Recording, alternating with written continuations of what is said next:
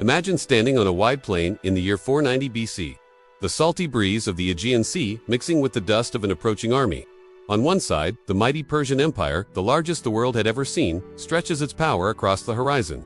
Its soldiers, clad in light armor, march under the banners of King Darius, confident that another Greek city-state will fall under their control. On the other side stand the Athenians, fewer in number, hastily gathered farmers, artisans, and citizens turned soldiers. They are not professional warriors in the Persian sense, yet they carry something far greater: the desperate will to defend their homeland.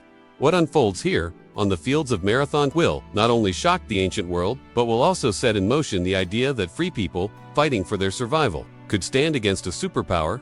This is not just another story of war. This is the Battle of Marathon, a clash that changed history, a battle where strategy, courage, and determination reshaped the destiny of Greece and, by extension, Western civilization itself. But why did the Persians, with all their power, fail against a much smaller force? How did Athens manage to repel the empire that had crushed so many before them? The answers lie in a fascinating mix of arrogance, clever tactics, and the will of free citizens who refused to bow. Before we dive deeper, let's set the stage.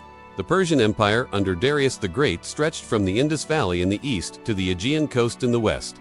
It was an empire of immense wealth, sprawling territories, and diverse peoples bound under the might of Persian kingship. By contrast, Athens was a relatively small city-state, newly experimenting with democracy. For Persia, crushing Athens was supposed to be a simple punishment.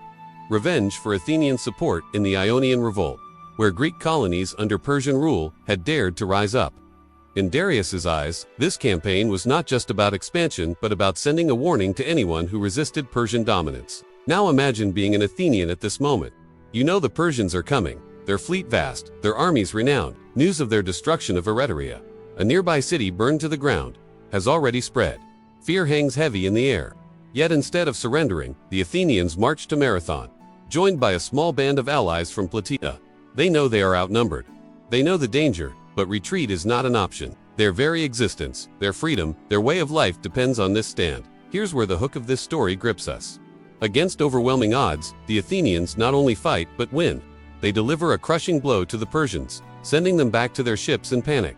The victory at Marathon becomes legendary, not just because of the outcome, but because of how it was achieved. And this is what makes our question so fascinating. Why did the Persian forces fall at the Battle of Marathon? Let's pull back the curtain. The first reason lies in the overconfidence of the Persians. For Darius, Greece was a minor inconvenience compared to the wealth of his empire. His generals expected Athens to fall quickly, as others had before. The sheer size of their army was supposed to intimidate the Greeks into surrender. But in reality, this arrogance blinded them to the determination of the Athenians and the genius of their strategy. Second, the terrain of Marathon played a pivotal role. The battlefield was a plain bordered by mountains and marshes, while this open ground seemed ideal for deploying Persian archers and cavalry. The marshlands restricted movement, especially for cavalry units. At the crucial moment of battle, the Persian cavalry was either absent or unable to engage effectively.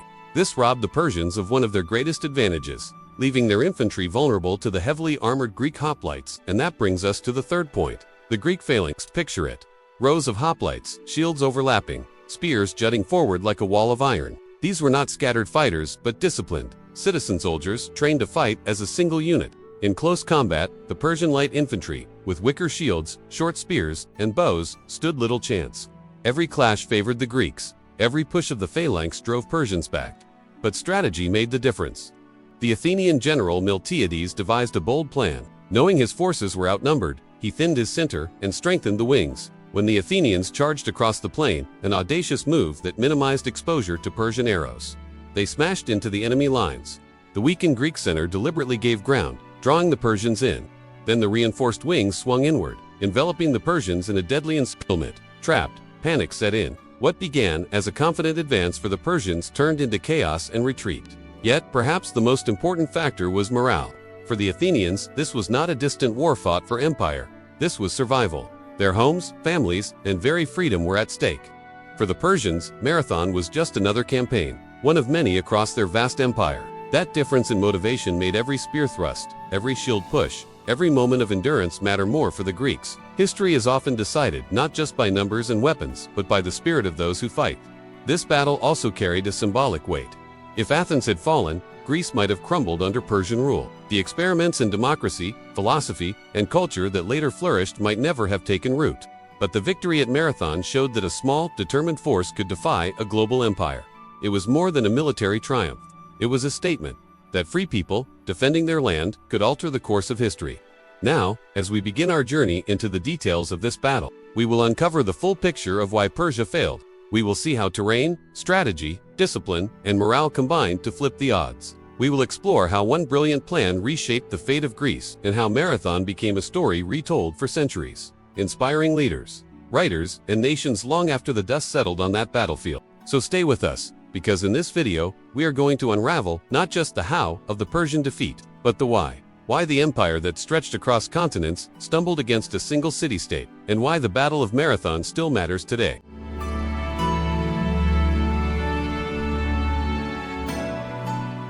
When we talk about the Battle of Marathon, one of the most striking reasons behind the Persian defeat lies not in numbers, weapons, or even terrain, but in something much more human: overconfidence. The Persians were not just any military force, they represented the might of the Achaemenid Empire, the largest empire the world had ever seen at the time. From the Indus Valley in the east to the Mediterranean in the west, their reach seemed limitless.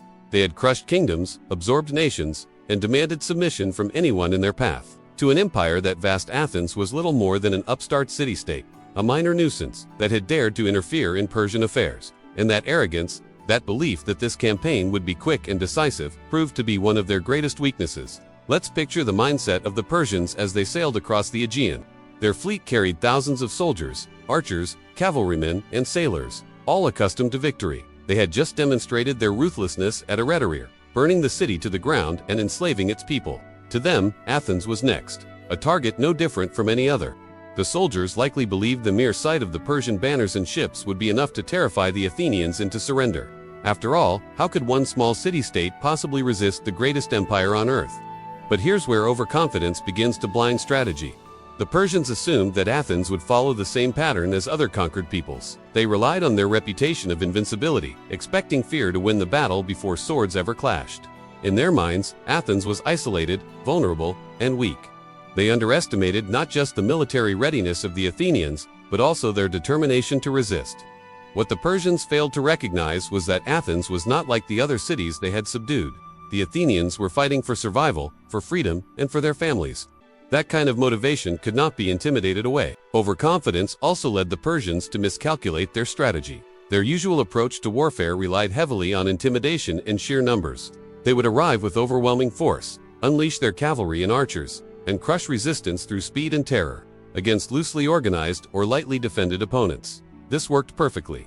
But against a well-prepared, disciplined force like the Greek Hoplite Phalanx, such assumptions proved disastrous. By believing victory was already assured, the Persians failed to adapt or properly assess the strengths of their enemy. Consider the Persian reliance on their cavalry. Cavalry had always been one of their strongest advantages. Fast, mobile, able to break enemy formations and harass retreating soldiers. But at Marathon, their deployment was inconsistent. Historical accounts suggest that much of the cavalry was absent during the crucial phase of the battle, possibly because the Persians thought they didn't need them to handle the Athenians. Others suggest they were repositioned to prepare for a secondary landing closer to Athens itself. Whatever the reason, the lack of cavalry support during the main clash shows a dangerous level of complacency. Had the Persians treated the Athenians as a true threat, they would never have risked such a decision. Overconfidence also seeped into their battlefield expectations. The Persians believed their archers would devastate the Athenians long before they reached Persian lines. Their armies were famed for the arrow storms that darkened the skies, breaking enemy morale before close combat even began. Against many foes, this tactic was decisive, but they underestimated the boldness of the Athenians. Instead of advancing cautiously, the Athenians charged across the plain. Closing the distance quickly and minimizing the time they were exposed to arrows. This daring maneuver shocked the Persians, who were not prepared for such aggressive tactics. Their expectation that the Athenians would cower under arrow fire turned into a humiliating miscalculation. Now, let's step into the psychological side of Persian overconfidence. For soldiers of the empire, victory was not just expected, it was assumed. Imagine being a Persian foot soldier. You are part of the greatest empire on earth, backed by the wealth of kings, commanders, and a military machine that had rolled over countless enemies. Facing the Athenians, you likely felt no fear, perhaps even contempt. But psychology can shift quickly in battle. When the Athenians not only stood their ground but charged forward with ferocity, the Persian illusion of invincibility began to crack. Confidence became shock, and shock turned into fear. The same soldiers who marched with arrogance soon found themselves overwhelmed and fleeing toward their ships. It's important to recognize how this arrogance originated. The Persian Empire had enjoyed decades of expansion under Cyrus the Great, Cambyses, and Darius. Each campaign had brought new lands, new victories, and new subjects. Their enemies were often fractured, disorganized, and easily subdued. By the time of Marathon, Persia had developed an almost unshakable belief in the inevitability of their dominance. They were an empire accustomed to others bending the knee. That mindset of seeing opponents as inferior and victory as guaranteed meant they rarely anticipated stiff resistance. In Marathon, this cultural arrogance met its match.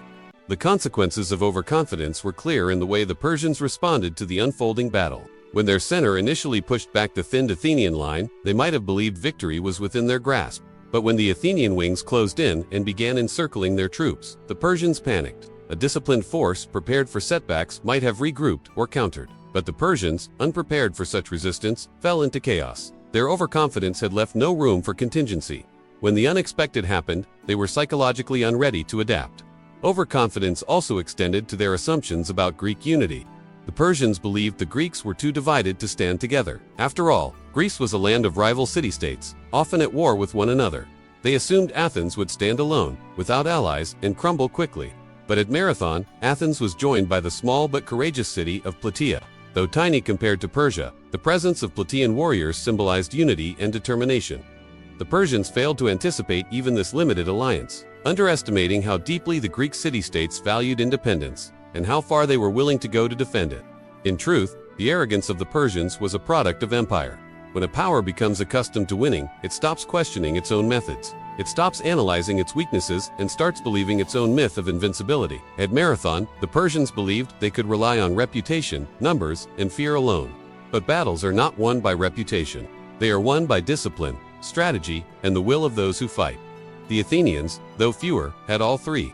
Looking back, it is remarkable to see how such overconfidence shaped the outcome. If the Persians had treated the Athenians as a serious threat, if they had committed their cavalry, adjusted their formations, or prepared for aggressive tactics, the story of Marathon might have been very different. But because they underestimated their enemy, their empire suffered a humiliating defeat, and this humiliation had ripple effects. It emboldened the Greeks, inspired confidence, and laid the groundwork for future resistance against Persia. So when we ask why the Persians fell at Marathon, one of the clearest answers is this: they believed they could not lose. And in warfare, that is often the most dangerous belief of all. History has shown us again and again that overconfidence can topple empires, shatter armies, and turn expected victories into crushing defeats. Marathon was not just a battle of spears and shields, it was a battle of expectations. The Athenians expected hardship and fought with everything they had. The Persians expected an easy victory, and when it didn't come, they had nothing left to give.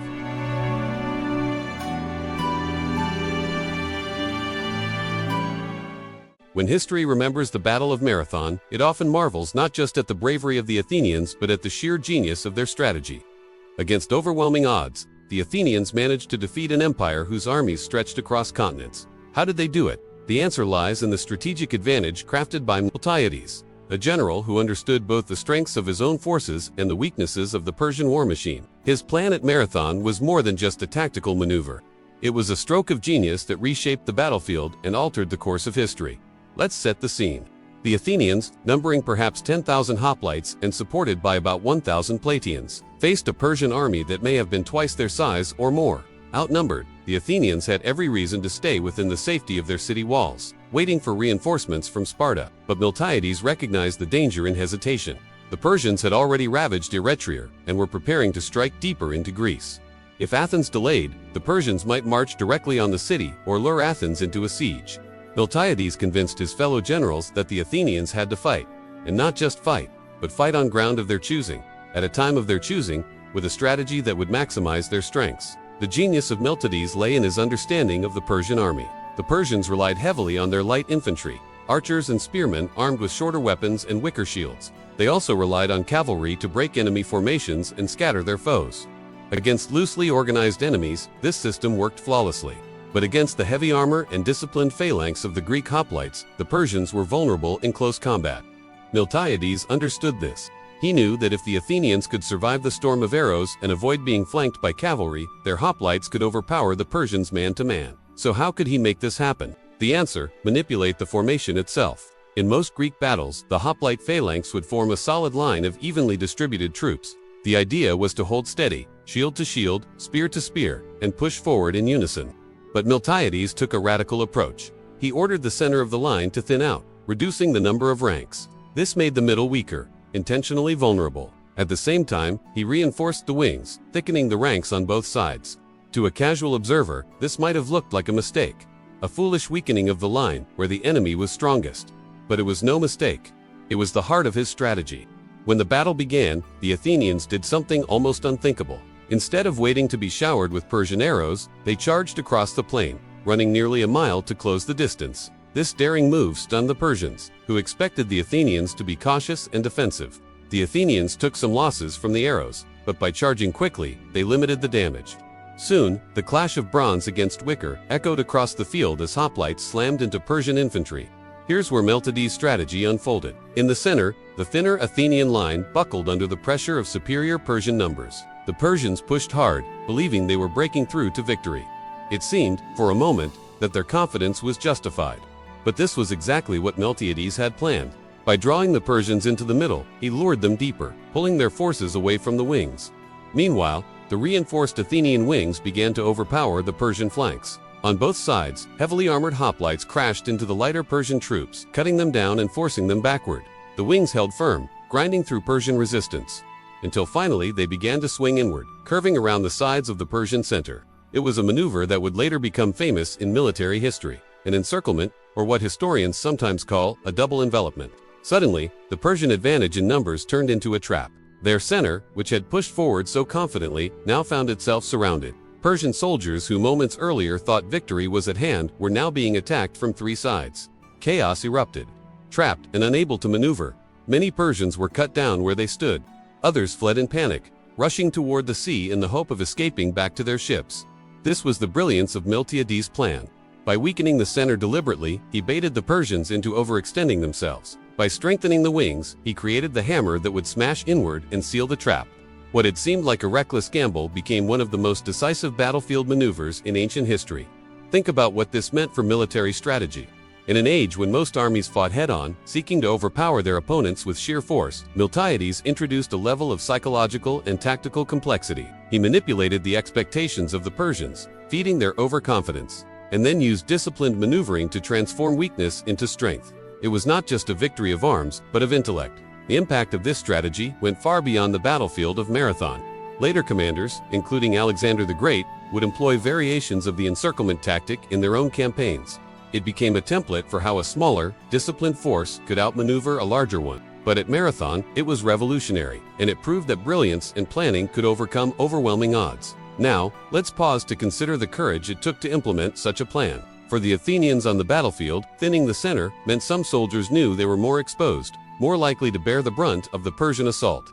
For the wings, it meant trusting that they could hold firm long enough to complete the encirclement. This required absolute discipline and confidence in their leaders. It required soldiers willing to fight not just for their own survival, but for the success of the formation as a whole. That level of unity and sacrifice was something the Persians, with their vast but less cohesive army, could not easily match. The results speak for themselves. Herodotus tells us that around 6,400 Persians were killed, compared to only about 192 Athenians. The staggering difference in casualties underscores how effective Miltiades' strategy was. The Persians, who expected to crush Athens with sheer numbers, instead found themselves decimated by a much smaller force that had outhot and outmaneuvered them. The strategic advantage of the Greeks at Marathon is not just a tale of military tactics, it's a story about the power of innovation in the face of overwhelming odds. Miltiades showed that wars are not won by numbers alone, but by the clever application of knowledge, discipline, and daring. His plan turned Athens from a likely victim into a symbol of defiance, inspiring future generations to believe that intelligence and courage could defeat even the mightiest of empires. In the end, the battlefield at Marathon became more than a place of victory. It became a classroom of strategy, where the world learned that underdogs could win, not by matching strength with strength, but by outthinking their enemies. The Athenians proved that a clever mind can be as powerful as 1,000 swords, and that sometimes, the greatest advantage of all lies not in numbers, but in strategy.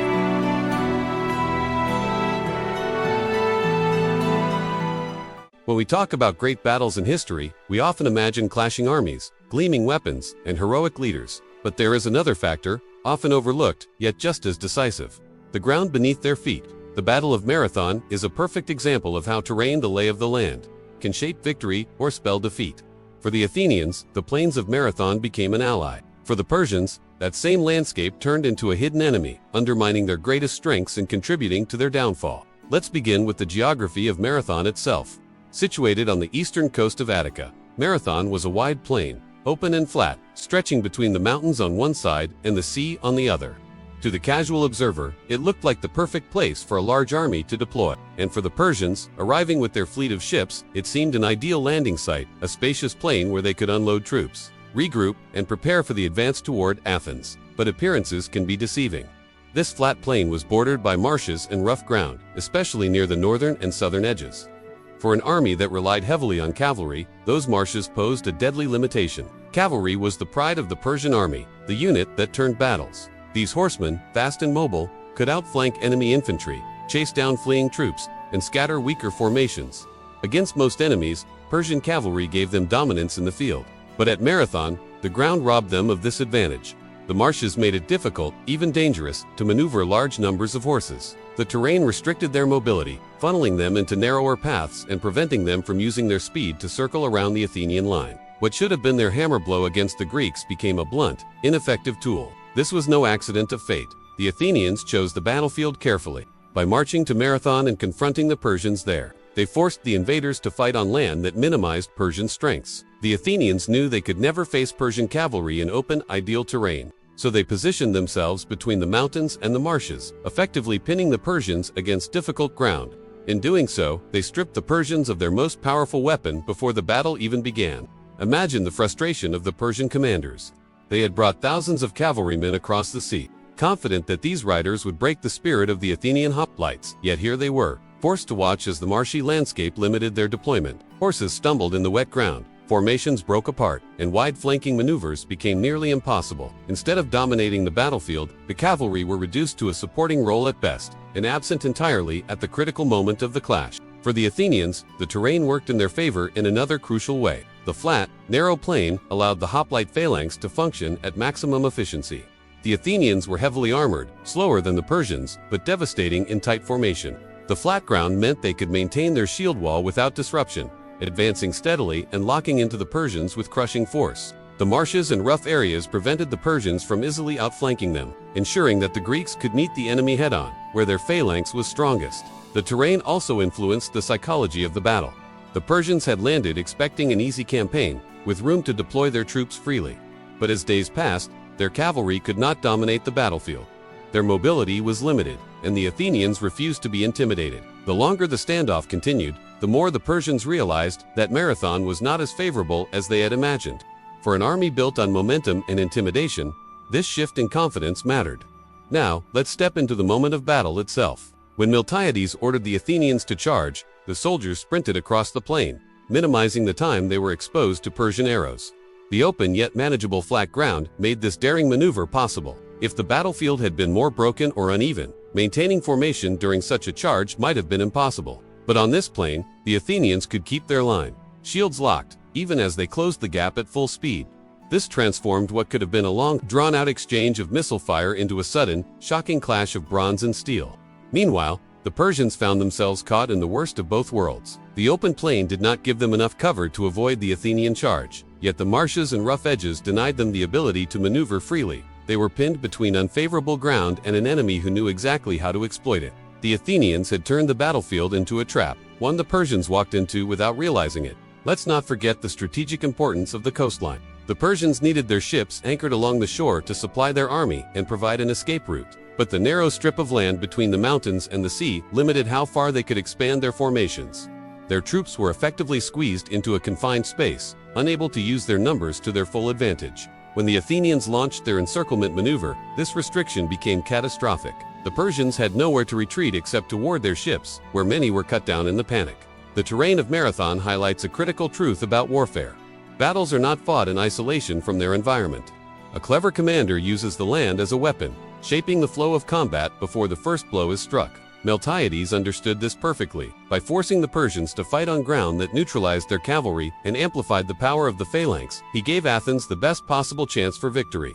The Persians, blinded by overconfidence, failed to appreciate how the land worked against them until it was too late. This lesson would echo throughout history.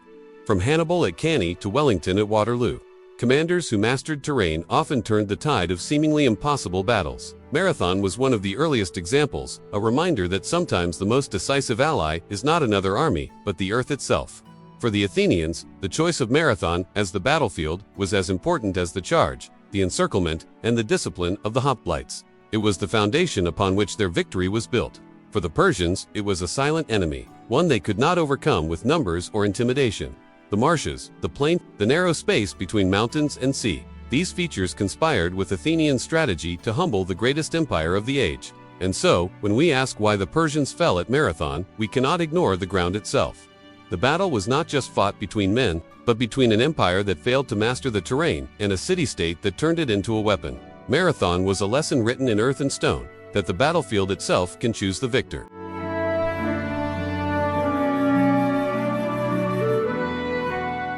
When examining why the Athenians achieved such a remarkable victory at the Battle of Marathon, one factor stands out as absolutely decisive: the effectiveness of Greek hoplite tactics. To truly appreciate their impact, we must first understand what a hoplite was and why this unique form of heavy infantry shaped the destiny of Greece and, indeed, Western civilization itself. Unlike the lightly armed Persian infantry, who relied on speed, archery, and cavalry support, the Greek hoplites represented a style of warfare that prioritized armor, discipline, and the collective strength of men fighting shoulder to shoulder. Their weaponry, their formation, and above all, their unwavering cohesion on the battlefield turned what might have been an impossible defense against overwhelming numbers into a resounding victory that shocked the ancient world. A hoplite was not just a soldier. He was a citizen warrior, someone who took up arms not for pay but for the defense of his homeland and his community. Clad in bronze armor that covered the chest, head, and often the legs, he carried a large round shield, known as the aspis or hoplon, which was heavy enough to protect not just himself but also the man standing beside him. This was crucial to the success of the hoplite style of fighting, for the shield was not just personal equipment but a symbol of unity, a literal barrier that connected each soldier to his comrades. Armed with a long spear, usually about 8 feet in length, and a short sword as a secondary weapon, the hoplite was built for close combat. His task was simple yet brutal: to stand firm, hold the line, and advance relentlessly until the enemy's formation broke. The genius of the hoplite lay not only in his equipment but in the way he fought in the phalanx formation. This was a tightly packed line of warriors, shoulder to shoulder, shield overlapping shield, spear points projecting forward in a wall of deadly iron. Within this formation, the individual disappeared, replaced by the collective strength of the whole. It demanded extraordinary discipline, for a single man breaking rank could create a fatal gap. But it also inspired extraordinary confidence, because each man knew he was not alone. His shield protected his neighbor's shield protected him, and together they were far stronger than any one soldier could ever be. At Marathon, the Athenians deployed this phalanx with devastating effect. Facing them, the Persian army relied heavily on light infantry, equipped with wicker shields, short spears, and bows. Their strategy was to overwhelm enemies with waves of arrows, softening them from a distance before moving in with cavalry and foot soldiers to deliver the final blow. Against lightly armed foes, this method was highly effective, but against a wall of bronze and oak, it faltered. The hoplite's armor rendered Persian arrows largely ineffective, bouncing harmlessly off shields and cuirasses. Where the Persians expected to rain destruction from afar, they instead found their projectiles blunted, their efforts wasted, as the phalanx pressed ever closer.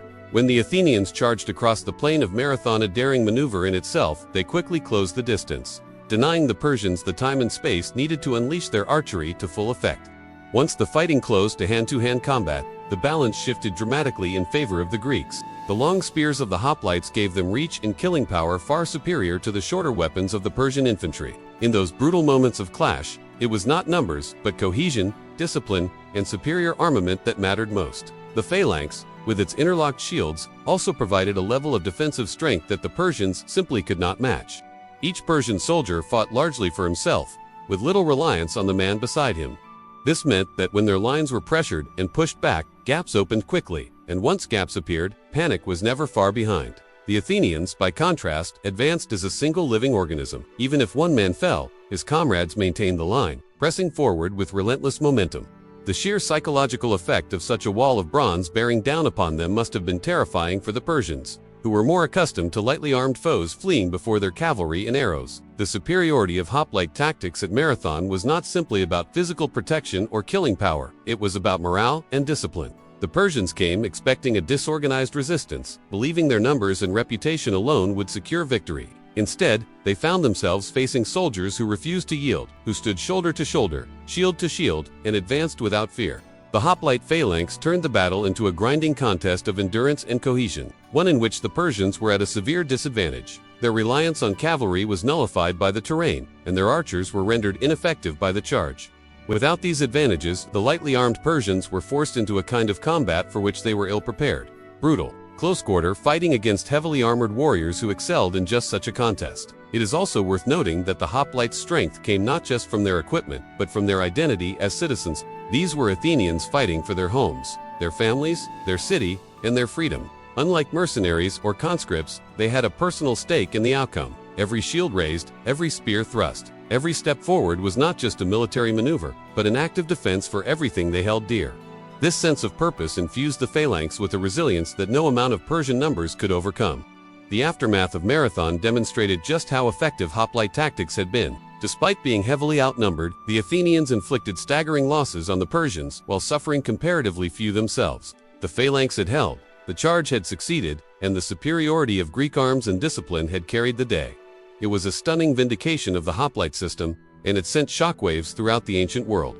For the first time, the mighty Persian Empire had been humbled on land, and it had been done not by a vast coalition but by a relatively small citizen army of Athens. Armed with discipline, unity, and their indomitable phalanx, in the centuries that followed, the hoplite phalanx would continue to dominate Greek warfare, shaping battles from Plataea to the Peloponnesian War. It would evolve and eventually be surpassed by new tactics, most famously the Macedonian phalanx, under Philip II and Alexander the Great. But at Marathon, it proved itself to be not only a military formation but a symbol of Greek resilience and ingenuity.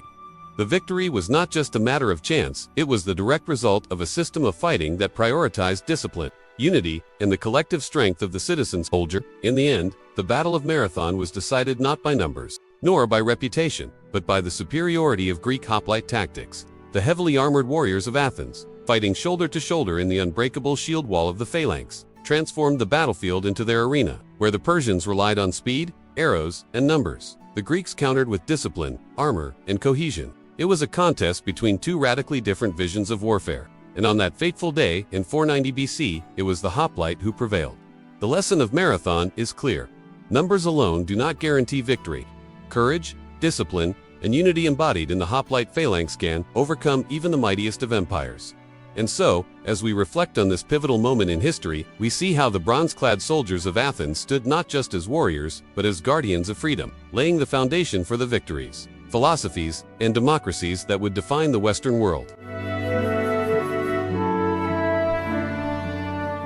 When analyzing why the Persians fell at the Battle of Marathon, one of the most striking disadvantages they faced lay in their very composition, their reliance on light infantry.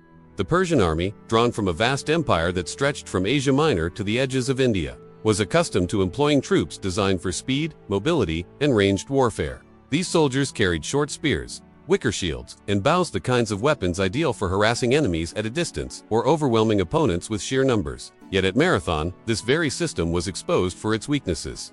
When forced into close hand-to-hand combat against the heavily armored Greek hoplites, the Persian light infantry found themselves woefully unprepared. Their weapons and armor simply could not withstand the crushing weight and discipline of the Athenian phalanx. To understand this dynamic, it is important to remember that warfare in the ancient world was not uniform across regions. Greek hoplites were products of a culture that emphasized close combat, civic duty, and collective discipline. Every Athenian citizen soldier invested in his own heavy armor, a bronze helmet, a thick breastplate, greaves to protect the legs, and, most importantly, the large round shield, the hoplon from which their name derives. These men carried spears far longer than those of their Persian opponents, and they trained to fight shoulder to shoulder, creating a living wall of bronze and wood that advanced steadily, pressing against the enemy. By contrast, the Persians relied on lightly armed infantry, many of whom were conscripts or troops drawn from subject peoples. Their wicker shields provided minimal protection, and their short stabbing spears were no match for the reach of Greek weaponry.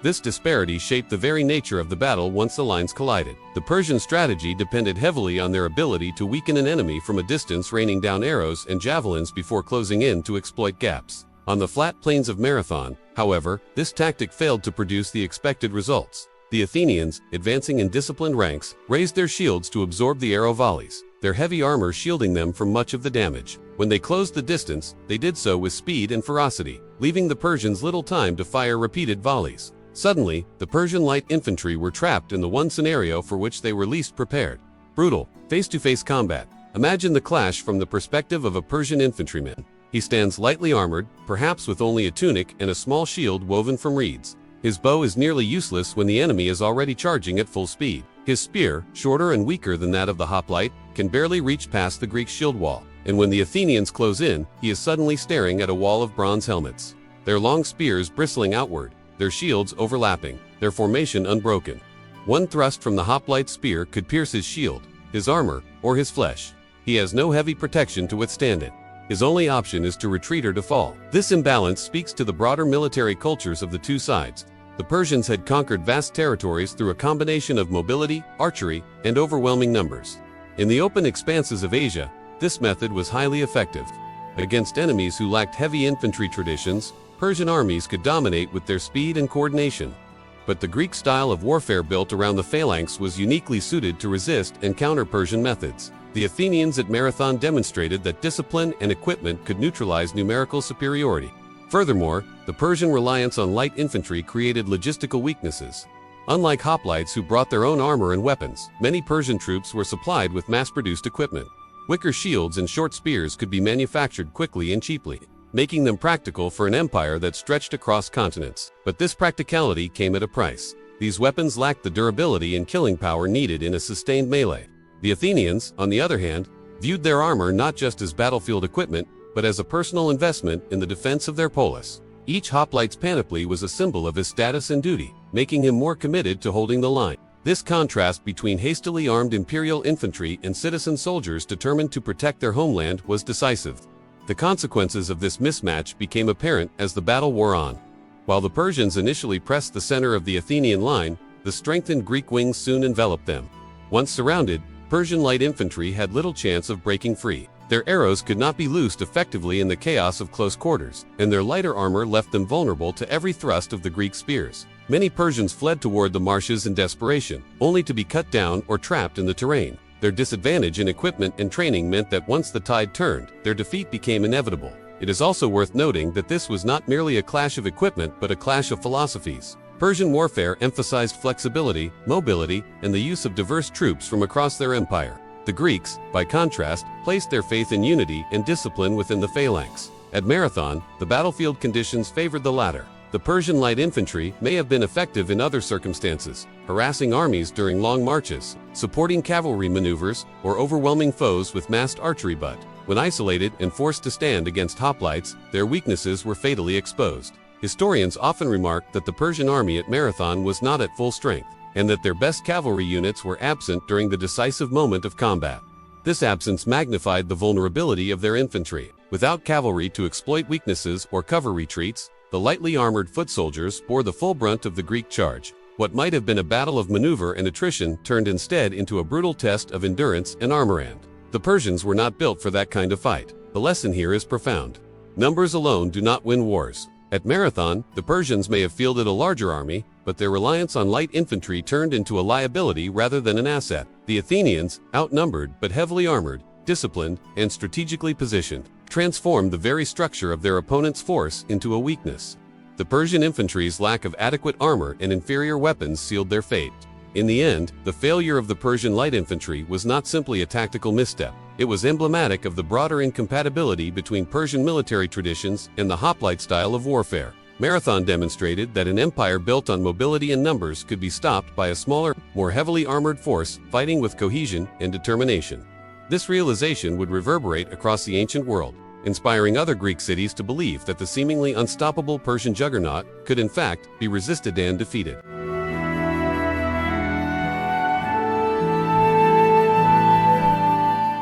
When we examine the outcome of the Battle of Marathon, it is easy to focus on numbers, strategies, and tactics, the tangible elements of warfare. But behind every spear thrust, behind every clash of shield and sword, there is something far more human, something far more powerful.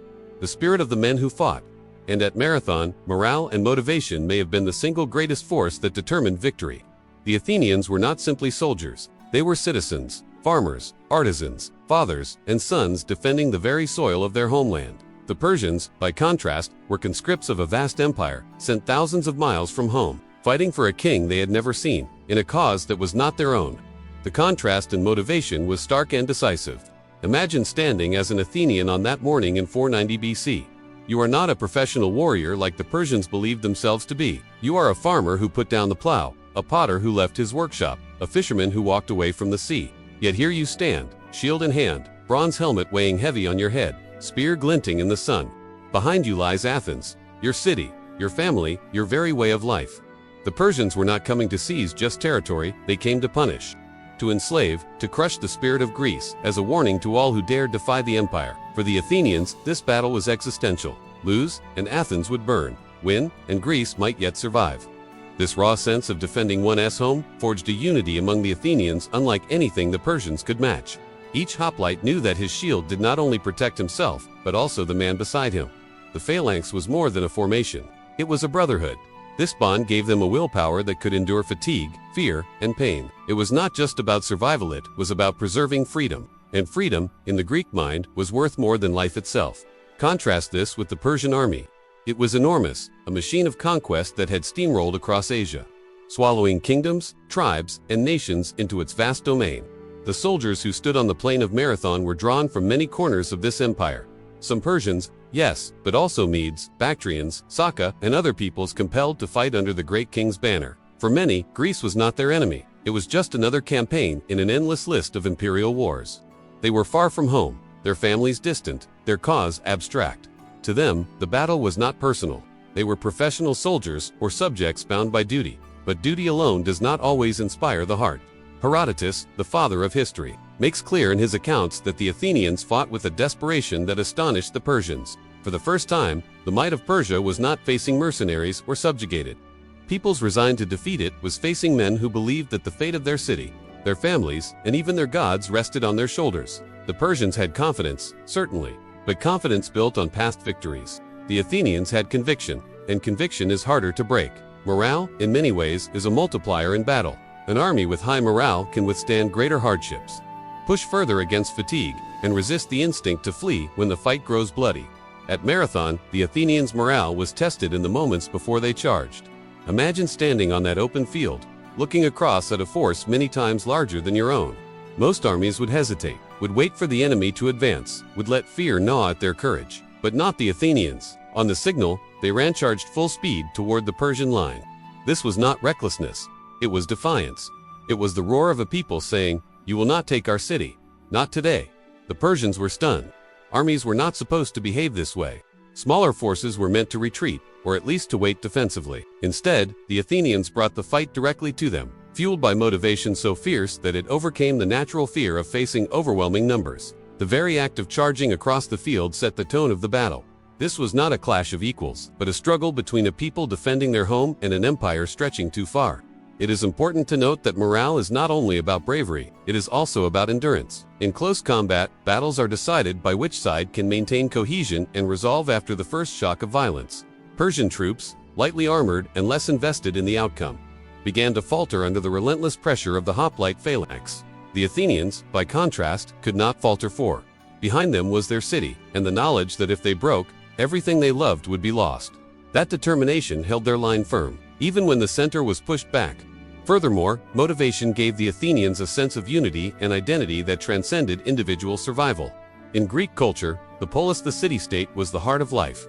To die for the polis was the highest form of honor. The Persians, in contrast, were fighting for a distant ruler who symbolized power but not necessarily personal loyalty. For the Athenians, the battlefield was sacred ground where freedom itself was defended. For the Persians, it was merely another foreign plain, another war in an endless chain of conquests. This contrast in morale was amplified by the leadership on both sides. Miltiades, the Athenian general, inspired his men with the reminder that they were fighting not only for Athens but for all of Greece. His strategy depended on their courage holding firm, and he knew that his soldiers' motivation was the foundation of that plan. The Persian commanders, meanwhile, relied on numbers and reputation. Assuming that their mere presence would intimidate the Greeks into submission, they underestimated the power of men fighting for something greater than themselves. And here lies a timeless lesson.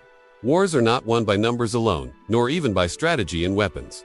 They are won by the will of those who fight. At Marathon, the Athenians showed the world that a smaller force with unshakable morale could stand against the greatest empire of its age and prevail. It was not just a military victory, it was a psychological one. It told every Greek city-state that Persia could be resisted, that freedom could be preserved, that courage could overcome tyranny. In the end, morale and motivation were the invisible weapons at Marathon. No chronicler could weigh them, no general could measure them, but their impact was undeniable. The Athenians fought with the strength of men, defending home, family, and freedom. The Persians fought with the discipline of empire, but without the fire of personal stake.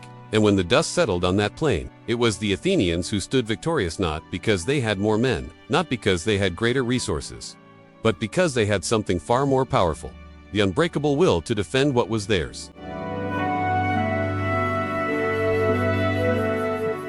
When examining the Battle of Marathon, one of the most overlooked but decisive factors was the breakdown of Persian cavalry support. The Persian cavalry was not merely an auxiliary force, it was intended to be the hammer that would break the Greek shield wall, the swift arm of the great king's army that had crushed countless foes across Asia. Yet at Marathon, this critical advantage was neutralized, and its absence left the Persian infantry dangerously exposed.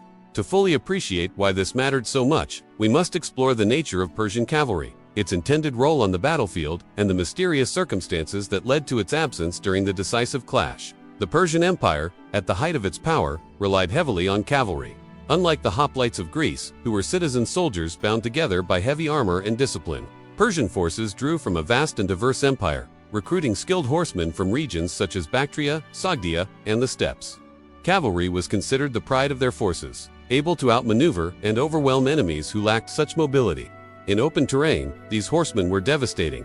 They could harass infantry with arrows, break enemy lines with charges, and exploit weaknesses with lightning speed. At Marathon, the wide plains seemed to offer the ideal stage for such tactics. And yet, in the critical moment, they were nowhere to be seen.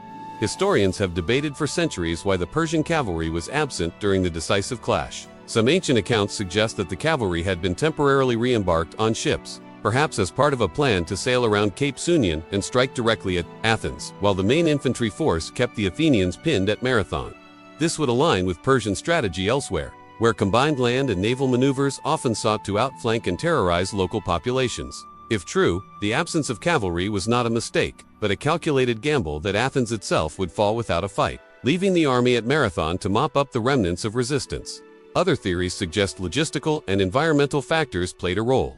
The battlefield at Marathon was not uniformly flat. While much of the plain was suitable for infantry, the surrounding marshes, rough ground, and uneven patches made it difficult for horses to maneuver effectively. Cavalry, unlike infantry, requires space to operate. Marshy ground could bog them down, making them sitting targets for hoplite spears. It is possible that the Persians, after probing the terrain, decided that their cavalry was of limited use in the direct clash and repositioned them elsewhere. This decision, however, left their infantry dangerously exposed. When the Athenians launched their decisive charge, another possibility lies in timing. The Athenians, under Miltiades, may have deliberately chosen the moment of attack when the Persian cavalry was away from camp. Ancient sources hint that Miltiades was a cunning strategist who recognized that Greek hoplites stood little chance against a coordinated infantry-cavalry assault. By observing the Persians closely, he might have noticed a window of opportunity, a time when the cavalry had either been withdrawn to water their horses or moved toward the ships. Acting swiftly, he ordered the Athenian line forward, knowing that every moment counted. The result was that the Persians, expecting the Greeks to remain on the defensive, were caught off guard by a sudden and aggressive assault at the very moment their cavalry advantage had evaporated. The absence of Persian cavalry had immense consequences on the battlefield. Without their horsemen, the Persian infantry, lightly armored and more accustomed to fighting enemies they could outshoot or outmaneuver, was forced to face the Greek hoplites head-on. This was a contest for which they were poorly prepared. The Athenians advanced in tight formation, their heavy shields locked together, their long spears jutting outward like a bristling wall of iron. Against this, the Persians relied on shorter spears, wicker shields, and archery. Normally, cavalry would disrupt the hoplite formation, creating openings that the infantry could exploit. But at Marathon, there was no such disruption. The Persians were forced into a grinding close-quarters battle on terms that favored the Greeks. This vulnerability became even more apparent once the Athenian strategy unfolded. Miltiades had deliberately thinned the center of his line while strengthening the wings. The Persian infantry, seeing the weakened Greek middle, pushed forward confidently, only to find themselves enveloped as the stronger Greek wings wheeled inward. Had the Persian cavalry been present, this maneuver might have been blunted. Cavalry could have struck at the overextended Greek wings, forcing them back, or even flanked the hoplites as they attempted their encirclement. Instead, the Persians had no answer. Their infantry, pressured from both sides, collapsed into chaos, suffering devastating losses as they fled toward the sea.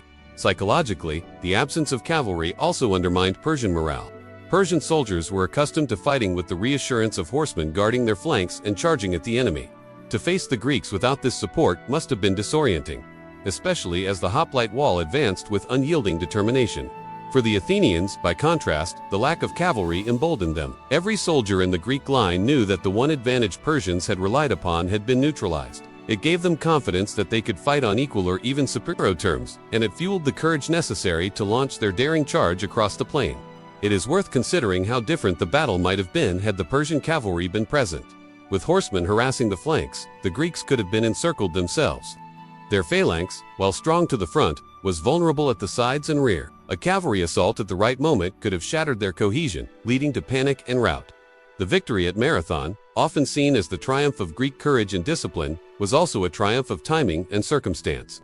The Persians' inability or decision not to deploy their cavalry at the decisive moment created the opening Miltiades needed, and he seized it brilliantly. In the aftermath, the absence of Persian cavalry became one of the enduring mysteries of Marathon. Ancient historians such as Herodotus noted it, though explanations varied. Some saw it as divine providence's sign that the gods favored Athens and intervened to strip the Persians of their advantage. Others viewed it as a tactical blunder, a rare misstep by an empire that had until then seemed unstoppable. Modern historians, weighing the possibilities, tend to see it as a combination of strategic calculation and bad timing, whether the cavalry was re-embarked for a secondary operation or simply absent at the wrong moment. The result was the same. The Persians fought without their greatest asset, and they paid dearly for it. For Athens, the breakdown of Persian cavalry support became a symbol of the battle itself. The idea that even the mightiest empire could be undone by a single vulnerability. Exploited with courage and cleverness, it was a reminder that wars are not won by numbers alone, but by strategy, terrain, morale, and sometimes sheer chance. The Athenians returned from Marathon not only as victors, but as defenders of freedom who had overcome the seemingly invincible by striking at the precise moment of weakness. Thus, the absence of Persian cavalry was not just a tactical footnote, it was the turning point that allowed a smaller, outnumbered force to triumph against one of the greatest empires of the ancient world. Marathon would forever be remembered as the battle where Greek hoplites stood firm, where strategy overcame numbers, and where the Empire of Persia discovered that even its most trusted strengths could falter in the right conditions.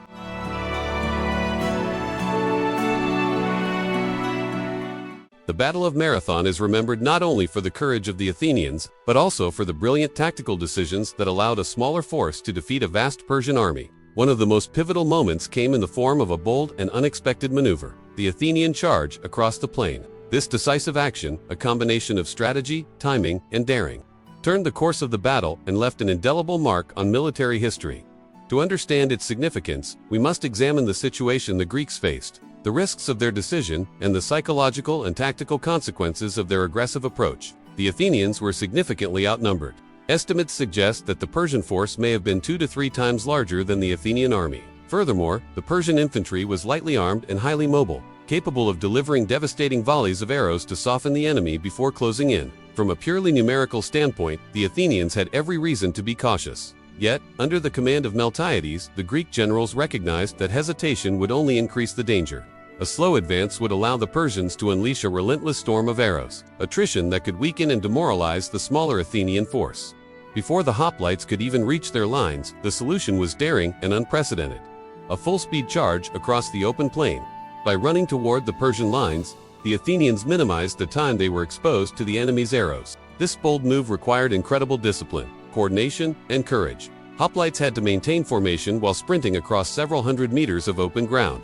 They were heavily armored, their shields and bronze cuirasses weighing them down. Yet every soldier pressed forward with unwavering determination. The act of running, rather than advancing slowly, transformed what could have been a deadly exposure into a tactical advantage, because it reduced the window in which Persian archers could inflict serious damage. The effect on the Persian forces was immediate and profound.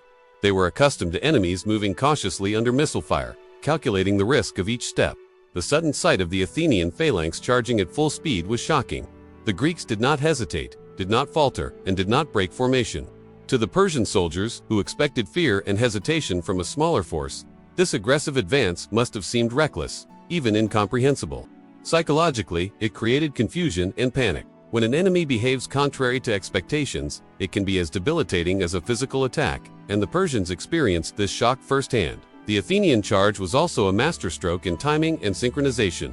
Miltiades had strengthened the wings of the Greek line while thinning the center, a deliberate tactic to allow encirclement of the Persian flanks.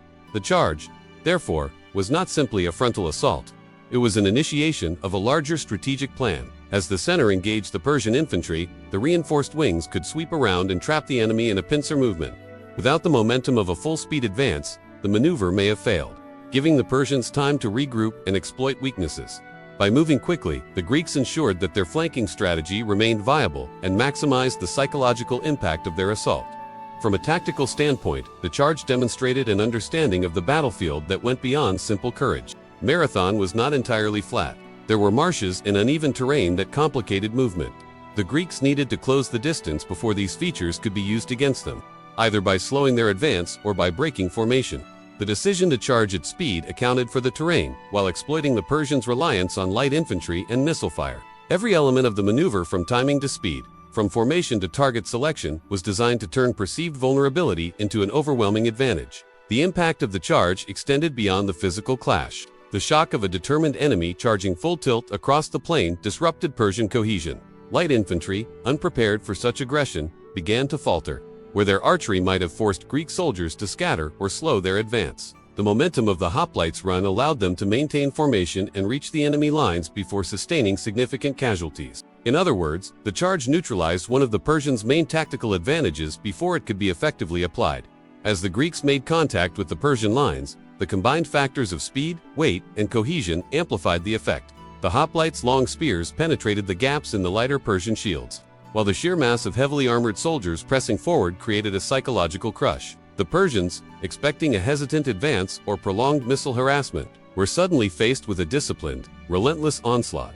What might have been a manageable engagement became a chaotic fight in which the Greeks dominated from the outset. The charge also served a symbolic purpose. It demonstrated to both the Greeks and the Persians the power of morale, confidence, and initiative. For the Athenians, running toward the enemy was an act of defiance, a statement that they would not yield to overwhelming numbers. For the Persians, it was an unexpected shock that undermined confidence. Armies, like individuals, rely on expectation and routine.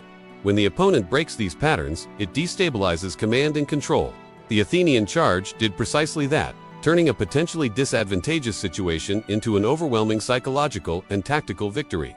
Moreover, the charge at Marathon became a defining moment in military history precisely because of its audacity. It has been remembered and studied for centuries as an example of how speed, aggression, and timing can compensate for numerical inferiority.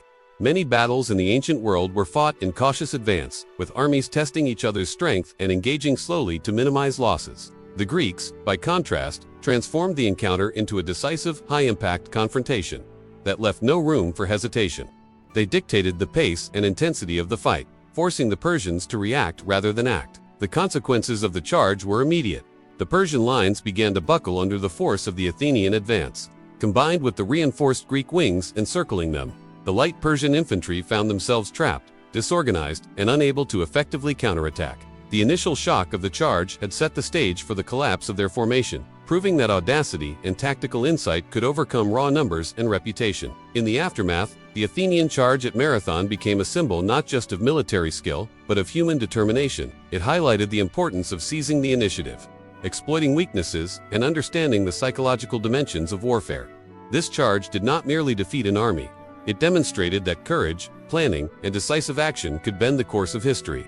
The Persians, formidable as they were, could not withstand a force moving with purpose, momentum, and unwavering morale. In conclusion, the Athenian charge across the plain of Marathon was more than a tactical maneuver. It was a masterclass in timing, audacity, and psychological warfare. By running toward the enemy, the Greeks minimized exposure to arrows, exploited the absence of cavalry, and maximized the shock effect on Persian troops. It allowed the smaller Athenian army to dictate the tempo of battle, maintain cohesion, and execute a larger encirclement strategy. Ultimately, the charge transformed potential vulnerability into decisive strength and ensured that the Battle of Marathon would be remembered for millennia as a triumph of courage, strategy, and bold action.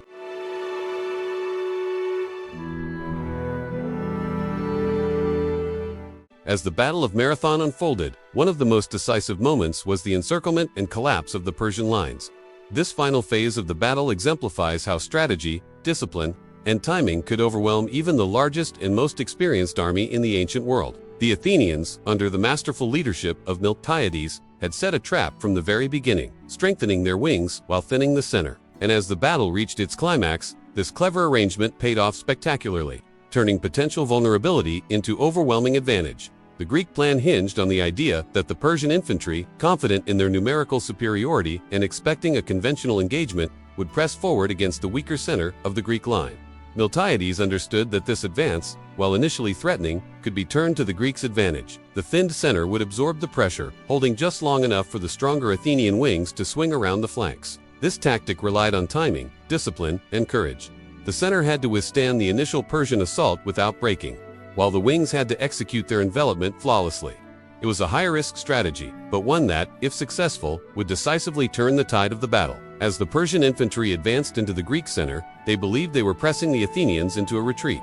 The lightly armed Persian troops, accustomed to facing disorganized or lightly armored enemies, expected their numbers to prevail. They could not have anticipated the level of cohesion and determination in the Athenian phalanx. The Greek soldiers in the center held firm, bracing for the impact with their long spears and heavy shields. Each hoplite acted as a part of a larger machine, a wall of disciplined bronze that absorbed the shock of Persian attacks while maintaining alignment with the flanks that were preparing to execute the encirclement. At the same time, the Athenian wings began to move. Like two coiling serpents, they swept around the exposed Persian flanks, exploiting the very overconfidence and numerical assumptions that had driven the enemy forward. The encirclement was not instantaneous, but when it completed, the Persian center found itself trapped between two powerful forces advancing from the sides. Suddenly, what had seemed like a minor vulnerability in the Greek formation became an insurmountable barrier for the Persians. They were caught in a tactical vice with no avenue for retreat, no cavalry to support them, and no room to regroup. The psychological effect on the Persian troops was immediate and devastating. The soldiers, already facing a full-speed Athenian charge that had minimized exposure to their arrows, were now surrounded on three sides. Panic spread quickly through the ranks.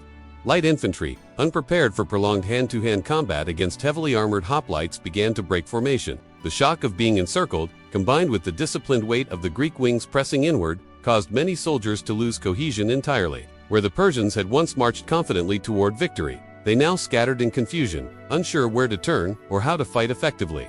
The flight toward the ships became inevitable for many. Panic-stricken Persian soldiers sought the relative safety of their vessels along the shore, abandoning their comrades in the chaos of the battlefield. This retreat was not orderly. It was a desperate scramble, with men trampling each other, leaving equipment behind, and falling prey to pursuing Greek forces. The Athenians, maintaining the discipline of the phalanx even during the pursuit, inflicted heavy casualties on the fleeing troops. The battlefield became a scene of chaos for the Persians, but a controlled and victorious advance for the Greeks.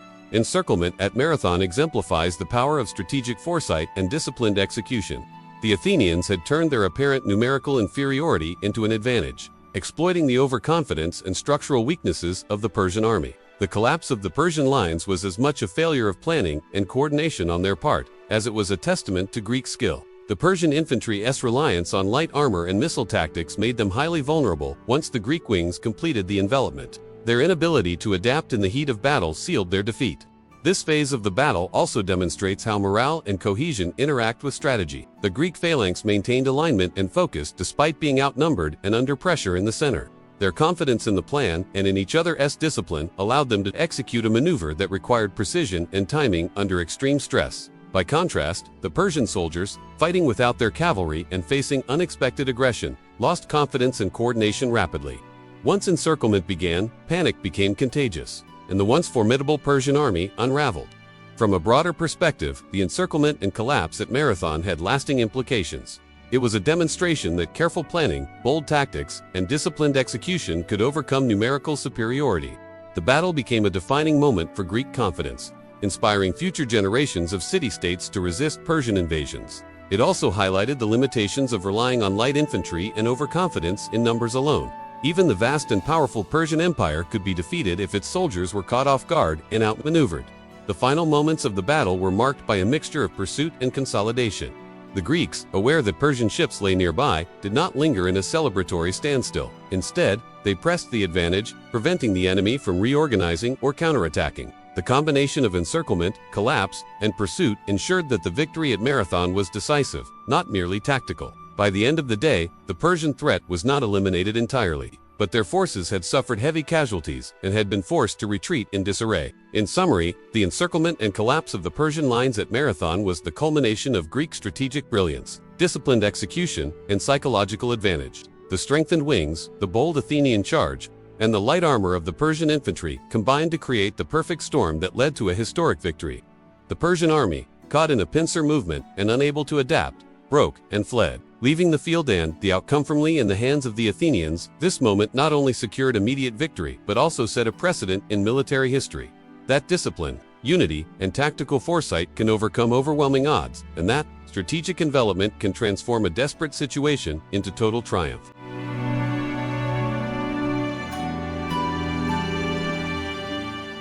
The Battle of Marathon was more than a singular military encounter. It was a window into the strategic limitations of the Persian Empire. While Persia had conquered a vast territory spanning continents and subjugated countless peoples, its military doctrine was not without fundamental flaws. Marathon exposed one of the empire's most critical weaknesses: its reliance on intimidation and sheer numerical superiority, rather than adapting tactics to meet specific challenges. The Greek victory at Marathon illustrated that even an army with overwhelming resources and experience could falter when confronted with an enemy who combined ingenuity, discipline, and courage. The Persian strategy, honed through decades of expansion, emphasized speed, mobility, and psychological dominance. Armies were organized to crush opponents through overwhelming numbers and rapid, flexible maneuvers.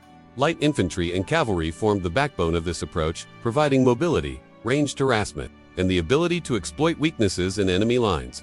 Against poorly organized or lightly armed foes, this doctrine was nearly unstoppable.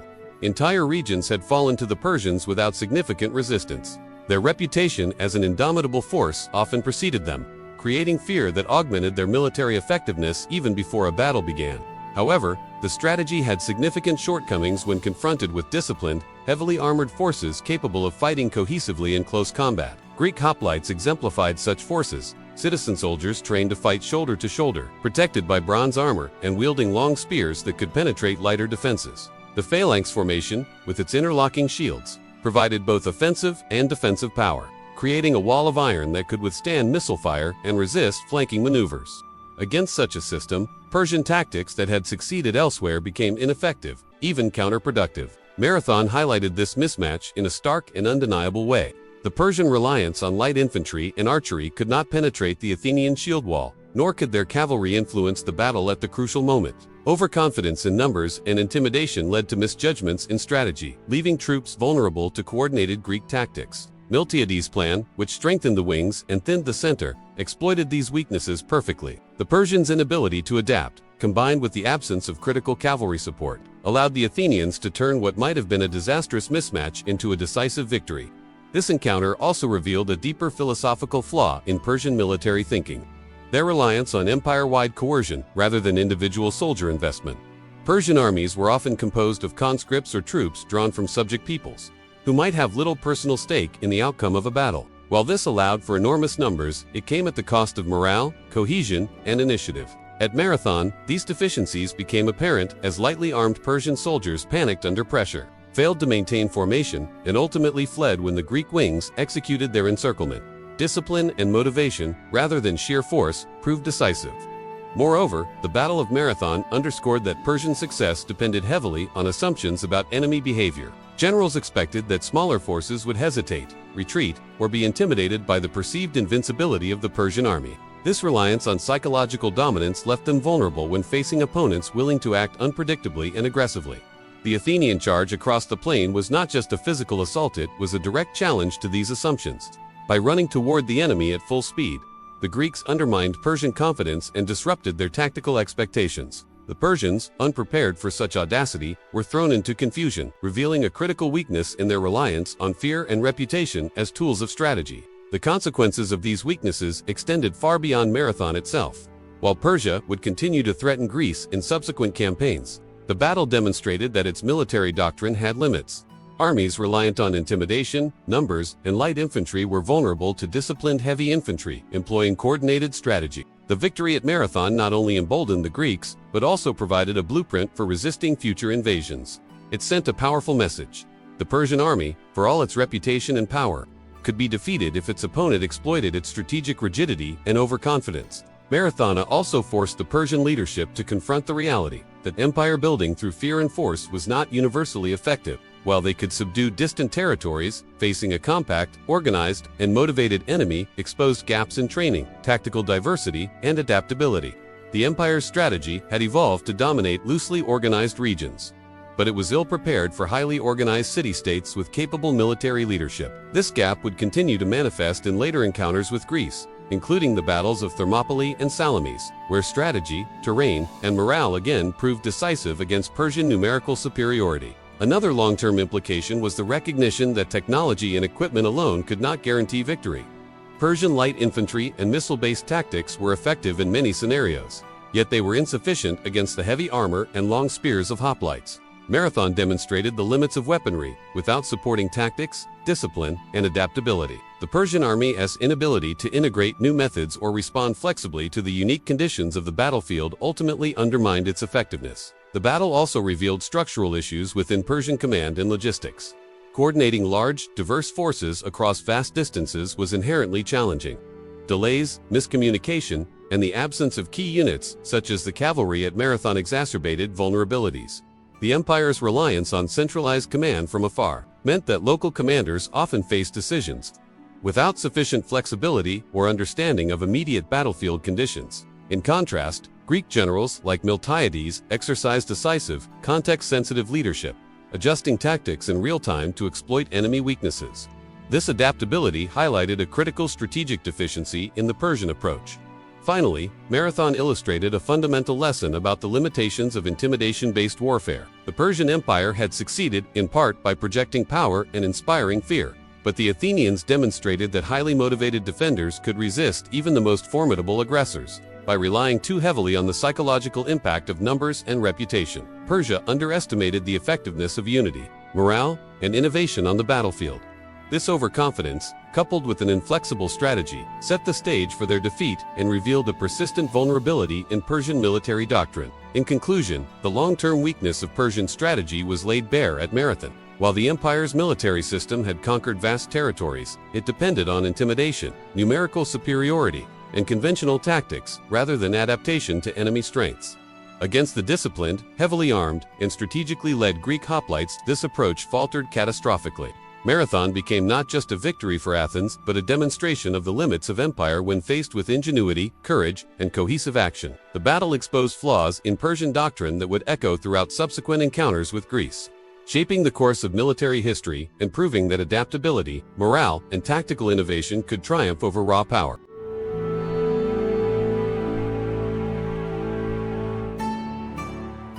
As we reflect on the Battle of Marathon, the question that resonates across history is simple yet profound. Why did the mighty Persian forces fall to a smaller, seemingly outmatched Athenian army? The answer, as we have explored in detail, is not found in a single mistake or moment, but rather in a combination of strategic brilliance, tactical innovation, psychological factors, and human courage. The Persians, despite their reputation as an unstoppable imperial force, were undone by overconfidence, rigid strategy, and the inability to adapt to the unexpected. Meanwhile, the Athenians leveraged every advantage they could muster: terrain, discipline, morale, leadership, and surprise. First and foremost, overconfidence played a critical role in the Persian defeat. They underestimated the Athenian force, assuming that sheer numbers and prior successes would secure victory. This arrogance blinded them to the possibility that a smaller army, motivated by the defense of their homeland and led by an inspired general, could exploit their weaknesses. The Persians relied on reputation and intimidation, expecting fear to precede their advance, yet the Athenians did not yield. Instead, they faced the seemingly invincible army with determination and strategic foresight, demonstrating that overconfidence, even in a historically dominant power, can be fatal when confronted by ingenuity and courage. Second, the Athenians held a decisive strategic advantage, thanks to the leadership of Miltiades. By strengthening the wings and thinning the center, he prepared for a deliberate encirclement of the Persian flanks. This clever arrangement turned the apparent weakness of a thinner center into a tactical masterstroke, allowing the Greeks to trap the enemy in a pincer movement. Combined with disciplined hoplite formations and coordinated movements, this strategy capitalized on Persian vulnerabilities, turning their numerical superiority into a liability rather than an asset. It was a brilliant demonstration of how planning and foresight can amplify the effectiveness of a smaller force against a larger one. The terrain of Marathon itself also played a crucial role. Although the plain allowed room for maneuvering, it contained marshes and uneven ground that limited the effectiveness of the Persian cavalry. This natural obstacle prevented the Persians from leveraging their mobile horsemen, reducing their ability to outflank or disrupt the Greek phalanx. In addition, the terrain favored the Greek hoplites, who were heavily armored and trained for close-quarters combat. The combination of tactical choice and environmental advantage underscored the importance of understanding and using the battlefield to one's benefit. Greek hoplite tactics proved decisive in the confrontation. The shield wall, spear thrusts, and disciplined cohesion of the phalanx allowed the Athenians to withstand missile attacks, absorb frontal assaults, and press forward with devastating force.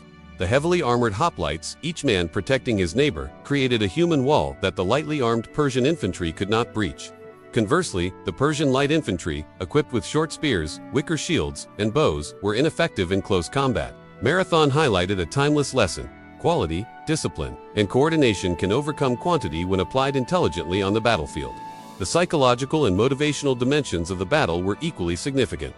Athenian soldiers fought not for abstract empire, but for their homes, families, and freedom. This personal stake imbued them with morale and resilience that the Persian troops, drawn from diverse regions of a vast empire, often lacked.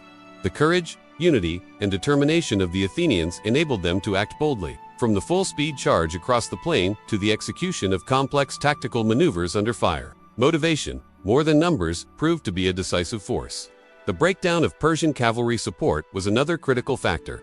Whether due to logistical decisions, misjudgment, or tactical redeployment, the absence of cavalry at the decisive moment left the Persian infantry exposed to direct Greek assaults. Without cavalry to flank or disrupt the hoplites, the Persians lost one of their primary advantages, making it easier for the Greeks to execute their encirclement. This moment underscores the importance of combined arms in ancient warfare, and how the absence of a key component can dramatically alter the outcome of a battle. The Athenian charge itself was a masterstroke of tactical surprise. By running across the open plain, the Greeks minimized exposure to Persian arrows and seized the initiative. This unexpected aggression shocked the Persians, disrupted their formations, and set the stage for the final collapse. The momentum generated by this charge amplified the effect of the Greek wings' encirclement, demonstrating the power of initiative and psychological impact in determining battlefield outcomes. The final encirclement and collapse of Persian lines sealed their defeat. The strengthened Greek wings overwhelmed the Persian flanks, while the center was held long enough to prevent a breakthrough. Surrounded and disoriented, many Persian soldiers panicked and fled toward their ships, leaving behind fallen comrades and abandoned equipment. The meticulous coordination of Greek forces, combined with the earlier tactical innovations, ensured a decisive and total victory. It was a triumph not only of skill and courage, but of strategy, timing, and foresight. In the long term, Marathon exposed critical weaknesses in Persian strategy. The empire's reliance on intimidation, numerical superiority, and inflexible doctrine left it vulnerable when facing disciplined, heavily armored infantry who could exploit tactical gaps. The battle demonstrated that even the greatest empires could be undone by smaller forces that combined planning, morale, and adaptability. This lesson resonated far beyond Marathon, shaping Greek confidence and military thinking for generations, and marking the beginning of a period in which Persia would face repeated resistance from the city-states of Greece. Marathonics remembered not only as a military victory, but also as a symbol of courage, ingenuity, and the power of the human spirit in defense of freedom. It teaches that preparation, unity, and strategic thinking can overcome overwhelming odds, and that morale, determination, and tactical insight are as important as weapons and numbers. The battle became a cornerstone of Greek identity, inspiring future generations and serving as a model for military planning, heroism, and perseverance. As we conclude this exploration, it is clear that the fall of the Persian forces at Marathon was no accident. It was the result of a combination of factors: Persian overconfidence, Greek strategic ingenuity, disciplined hoplite tactics, terrain advantages, superior morale, breakdown of cavalry support, and the audacious Athenian charge. Together, these elements created a perfect storm that allowed a smaller force to achieve an extraordinary victory. Marathon stands as a testament to the enduring principle that intelligence, courage, and unity can triumph over raw power and overwhelming numbers. Thank you for joining us in this detailed exploration of the Battle of Marathon. If you enjoyed this breakdown and want to learn more about the epic battles that shaped history, make sure to hit the like button, subscribe, and turn on notifications so you never miss a story from the past that still inspires today. Share this video with friends who love history and strategy, and leave a comment below telling us which historical battle you'd like us to cover next. Remember, history is more than dates, and names it is the story of human courage, ingenuity, and the choices that shape the world. By understanding the triumphs and failures of the past, we gain insight into leadership, strategy, and the human spirit itself. Marathon is a lesson in resilience, planning, and daring that continues to resonate, teaching us that even the greatest powers can be challenged when strategy, morale, and courage align. So join us on this journey through time, witness the epic clashes of armies, and uncover the secrets behind victories that changed the course of civilizations. The story of Marathon reminds us that history is alive, and every battlefield carries lessons that still inspire and teach us today.